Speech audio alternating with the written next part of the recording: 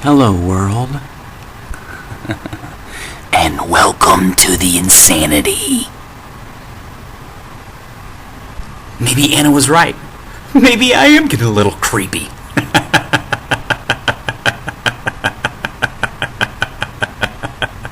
So what? But then I throw GTA 4 in there and guess what happens? But only one red light. I don't know what this is. This is crazy. This is just crazy. Okay, just a quick little rant before we go on to this video. That it's been a while since I've done a vlog, so I had to rant because I've been thinking about this for a long time. Okay, so I have an Xbox 360, and twice now, I've got the 3 red lights of death. Well, a third time, just recently, I bought Grand Theft Auto 4. I haven't even got halfway through it, and it starts messing up because GTA 4 is way too powerful for the Xbox 360, just so you know.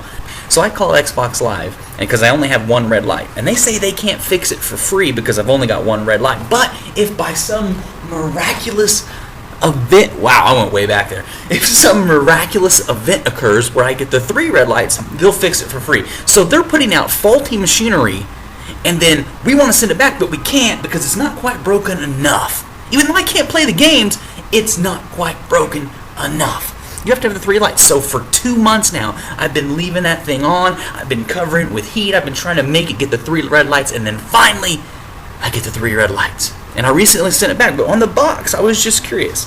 UPS has this little system that says, like, batch number, basically. So that means a day, they're sending out a certain amount of boxes to people so they can send their Xbox 360s back in to get fixed. My box was number 65 out of 500. So that's 500 a day.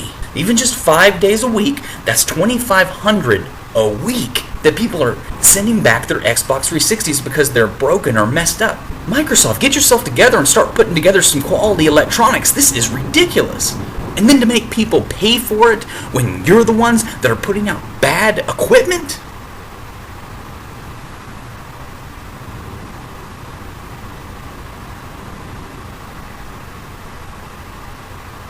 Did you know that flies can read our minds?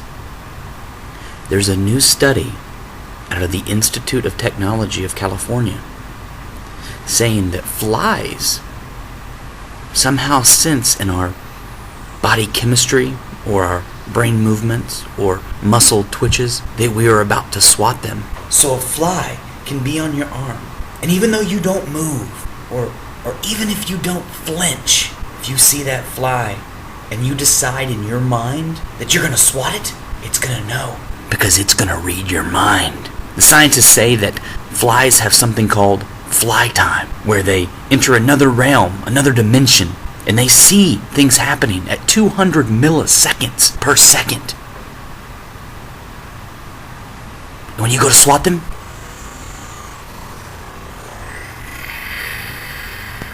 they fly away because they read it in your mind. They're like, alright, that's the split second that you're about to do it. You might know this as Matrix time, or if you're a Max Payne fan, bullet time. Their world just slows down. So beware. Did you hear about in Brazil, an 18-month-old baby fell out of a 3-story window and was only spared because his diaper caught on a security spike outside of the building? The story itself is kind of unbelievable, but what really struck me as odd, there were 2 things about the story. The dad said he climbed on top of the sofa to get to the window, something he's never done before. I can't believe he did that. You put a sofa underneath of an open window and your 18-month-old climbed up on top of it? I mean, that pretty much looks like upholstered steps to the baby going out into a portal of nature. I'm sure they hear birds, they see the wind, maybe they hear cars honking. They're like, what is that? Let's go check it out. Are you an idiot?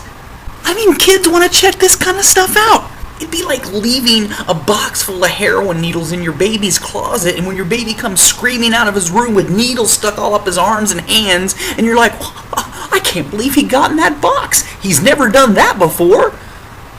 And another thing that bothered me about this story is the dad also said that it wasn't the diaper that saved the baby. No, it was God. So it made me kind of think, well, isn't God being a little bit overdramatic? If his lesson for the parents was really close the window so your 18-month-old doesn't fall out the window? Couldn't he have gone about it in a little bit more of a subtle way? I mean, does he really have to let the baby fall out the window and then save him on a security spike? Why let the baby fall out the window only to be saved by a death spike? I mean, why go through the whole show? Why not just make that window really, really, really drafty? So the parents were like, ooh, it's kind of chilly sitting on this sofa. Maybe we should close this window. I mean, we could have taught the parents the same lesson without all the smoke and mirrors. And this also got me thinking onto a little bit of a deeper level. I mean, if God gave us free will so we can make choices and make our own decisions, wouldn't this fall under the category of that? So he's kind of breaking his own rules by saving the baby's life with the diaper? It's the parent's decision to put that sofa underneath the window, then open up the window, leaving it a hazard for that baby. So it was their choice, their free will, their decision to do that. So if he did save the baby with a miracle, wouldn't that be breaking his own rules? Of course, it's not the baby's fault that the parents were idiots. Okay, so I know a lot of people have been wanting to know exactly what's going on, get like an update. I've been in New York for about 14 months now, and I've done a lot of stuff, just not any stand-up or improv. I got here and I mainly wanted to focus on my writing and my collaborating with other people in Tulsa and here in New York and a few other people from YouTube. And I feel like that's the best use of my time for what I'm doing now, being on the train, an hour both ways, so 2 hours total on the Long Island Railroad. Writing has been the most significant part of my creative process. So I actually have written a sitcom pilot, and it was 2 months from the date I thought of the idea to the date I got the first draft done. I'm actually reworking some things right now and hopefully get it reworked, and then I'm going to try to pitch it. Maybe I'll sell it, hopefully. I think it's pretty good. I've got some pretty good feedback. I'm actually also writing and voicing and collaborating on a very cool cartoon idea with a lot of other talented people. Also writing a novel with a great friend/comedian of mine, and we're about 20,000 words into it, so we're making pretty good progress. We've been working on that for about 3 months now, back and forth. Very interesting process we're working on, and I'm really excited about the final product. Another thing I'm doing is I'm collaborating with a very talented artist back in Tulsa to put together a graphic novel from one of my stories, so hopefully that pans out too. I've always got ideas in the works, and I'm writing different ideas, movie ideas, stories, short stories. It's just I enjoy it, so that's what I'm doing. That's my update. I'll keep you posted when new things come about, but as of right now, that's what's on the horizon for me. So basically, I'm just trying to put all my ideas out there to different people, different venues, different things, to try to get everything in the works, because the more things I get in the works, the more chance something's going to happen. So that's what I'm doing right now. Oh, and I wanted to say one more thing. Jackson Greer, Ethan Greer, Brooklyn Greer, Heather Greer, thank you so much for my crazy life. I love you guys more than life itself, and I wouldn't want it any other way.